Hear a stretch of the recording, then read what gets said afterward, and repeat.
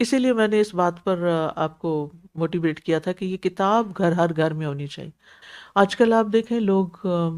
نبی صلی اللہ علیہ وسلم کو مہینہ لوگ 12 ربیع الاول منا رہے ہیں۔ پاکستان میں تو آج 12 ربیع الاول تھا، اور روشنیاں کر رہے ہیں اور کھانے پکا رہے ہیں اور نعتیں پڑھ رہے ہیں اور محبت کا اظہار کر رہے ہیں، لیکن جو علمی ورثہ اللہ کے رسول صلی اللہ علیہ وسلم چھوڑ کر گئے ہیں، اور وہ علماء نے ایسی محنتیں کر کے، یہ ابھی امام نبی کے حالات میں نے اسی لیے بتائے ہیں کہ یہ کتاب یا یہ علم جو ہم تک پہنچا ہے نا، یہ کسی کی جوانی اور کسی کی زندگی کی محنت کا نچوڑ ہے۔ تو انہوں نے جتنی محنت کر کے یہ کتابیں لکھی اور پھر ان کو چھاپا گیا، لیکن آج ہم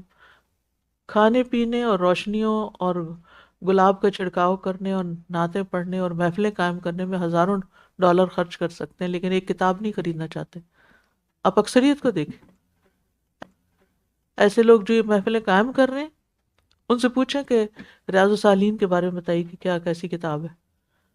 کسی نے نام تک نہیں سنا ہوگا، الا ماشاء اللہ، یعنی کچھ علم والے بھی ہوتے ہیں، لیکن پڑھنا تو دور کی بات ہے۔